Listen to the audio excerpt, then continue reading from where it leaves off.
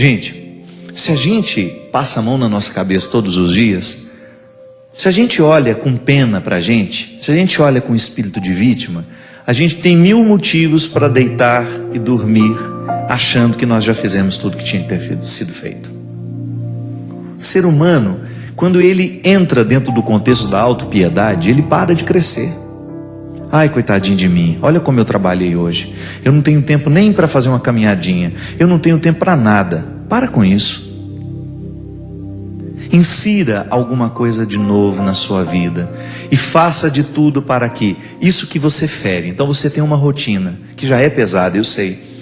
Mas coloque alguma coisa que vai qualificar a sua vida. Incremente, ainda que seja, olha, a partir de hoje, meia hora do meu dia vai ser para ler. Eu preciso ler ao menos um livro por mês. Eu preciso acrescentar, ainda que seja 15 minutos de reflexão no meu dia.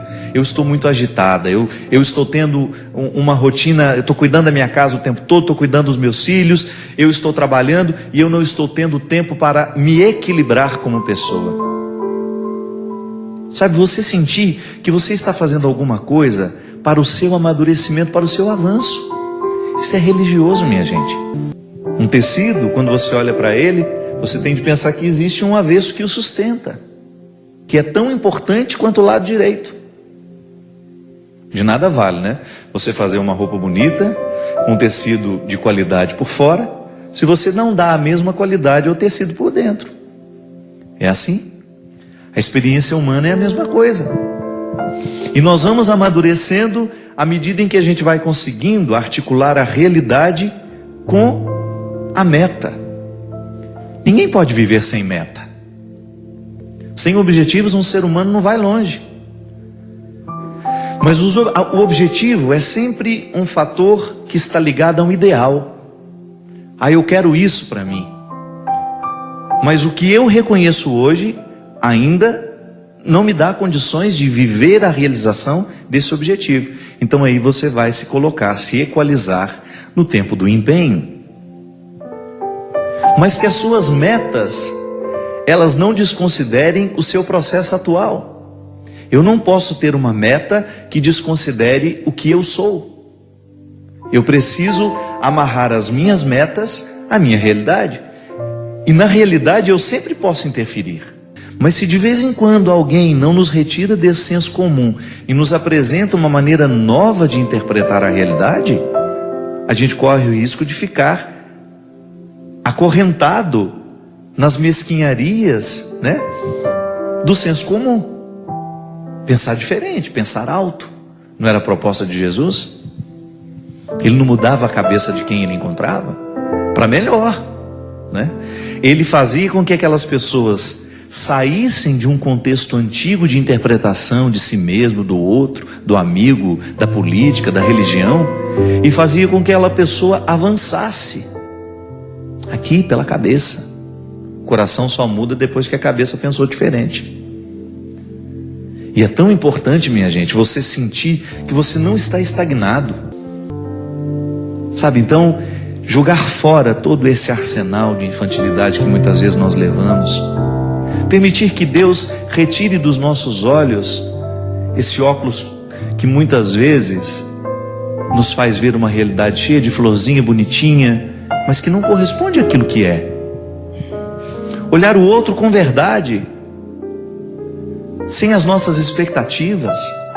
Muitas vezes os nossos encontros não são possíveis, os nossos amores não são possíveis, é porque não é que a gente ama o outro, a gente ama as expectativas que a gente tem do outro. Isso é cruel. Quando a gente joga sobre o outro todas as responsabilidades que nascem da nossa maneira infantil de ver a vida, de ver o mundo, de ver as pessoas. Muitas vezes nós alimentamos visões muito infantis a respeito da vida, do outro, até mesmo da nossa relação com Deus. Quantas vezes nós nos pegamos alimentando um jeito infantil de ser religioso?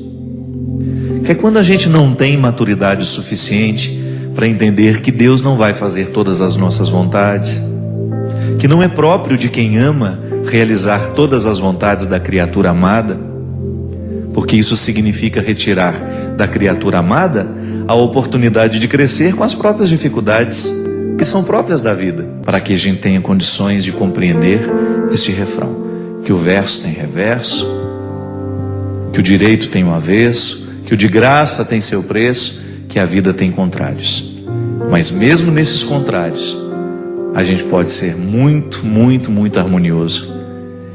E que a grandeza de uma alma depende justamente da capacidade que essa alma tem de reconciliar os contrários dentro de si. Então a liberdade interior me ajuda a fazer isso. Me ajuda a dar a Deus, me ajuda a perder. Quantas coisas eu já perdi na minha vida?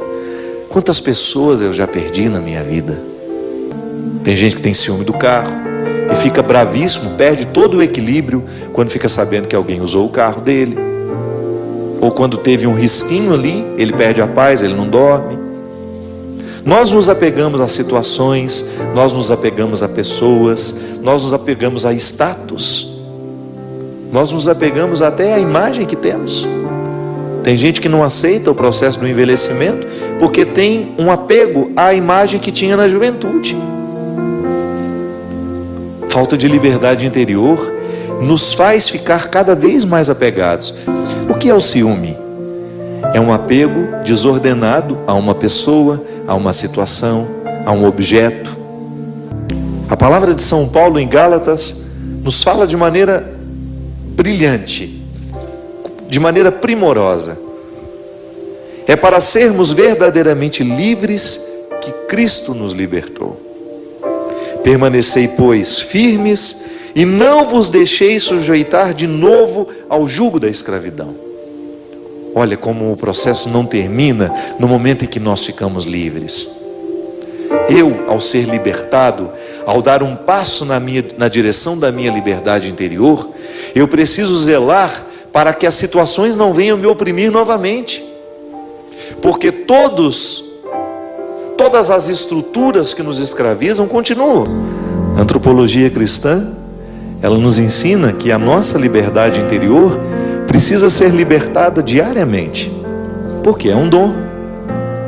É um dom que me pede uma tarefa. Não recebo de mão beijada, né? Como se diz comumente quando as coisas são muito fáceis. Deus nos deu a liberdade como um dom. Eu trago dentro de mim, você traz em você, todos nós recebemos. Agora, ser livre é outra coisa. É como você ter uma planta que precisa crescer mediante o cuidado que a gente tem com ela. Quando você rega, quando você aduba, para que todo aquele potencial que há na semente se desenvolva e aquela semente possa tornar-se a árvore que potencialmente existe ali dentro. A mesma coisa é a liberdade. Poder dizer, hoje livre sou, é você assumir que você está num processo de libertação da própria liberdade. Minha gente, a liberdade interior talvez seja o valor máximo, o sabor máximo que um ser humano poderia experimentar. Ser livre interiormente facilita tudo, até mesmo a nossa capacidade de administrar o sofrimento. Pode observar, muitas vezes nós sofremos é porque somos apegados, nós não somos livres. Eu me apego a uma mesa, eu me apego a um livro, eu me apego a um sucesso, eu me apego a um emprego, eu me apego a uma pessoa. E aí eu me privo de viver a minha liberdade pessoal. Aí eu começo a sofrer. Ninguém nos prometeu que seria fácil. Ninguém nos prometeu que tudo aconteceria como a gente quer. Ninguém nos prometeu que os nossos amores seriam perfeitos. Ninguém nos prometeu que as pessoas não nos trairiam. Ninguém nos prometeu que nós não perderíamos as pessoas que nós amamos. Ninguém nos prometeu que nós não teríamos de lidar com os contrários. A liberdade interior, minha gente, ela vai colocando você em paz com a vida, sabe? Você vai ficando mais leve para conviver. Você vai percebendo o que realmente importa. Onde é que você tem que pôr o seu empenho? Às vezes a gente passa um tempo da nossa vida insatisfeito, amargurado por causa de bobagens. Por quê? Porque nos falta liberdade interior. Ah, padre, mas o meu contexto me escraviza. Me desculpe, eu só acredito na liberdade. O que nos liberta, minha gente? O que nos liberta? Qual é o advogado que pode nos retirar por detrás das grades do sofrimento? São as nossas convicções. É o que a gente pensa que nos liberta. É a palavra que ilumina a nossa consciência que é capaz de nos libertar. Talvez a libertação não chegue na sua vida, é porque você ainda não pensa de maneira libertadora. Talvez você ainda seja escravo de si mesmo em tantas dimensões. Talvez você ainda seja ciumento. Talvez você ainda esteja mergulhado nas suas mesquinharias. É porque você ainda não foi iluminado pelo pensamento que liberta, que é a palavra de Cristo. É a sua mentalidade, é o seu evangelho, é o seu jeito de ser, é o seu jeito de viver, de interpretar o mundo, de interpretar as pessoas.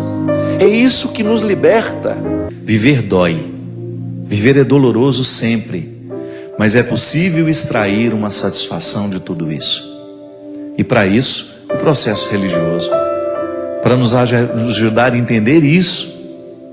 Sabe, é tão libertador quando nós entendemos que a vida é sagrada, mesmo quando acontecem coisas que não parecem ser sagradas. Que mesmo em meio a desgraças nós podemos dar um sentido religioso a tudo isso. Que nós podemos compreender todo este processo humano como um dom a ser administrado de maneira santa. Eu hoje quero receber a vida, quero lidar com essa vida com maturidade, porque eu a compreendo como um processo santo. É santo viver, é sagrado viver.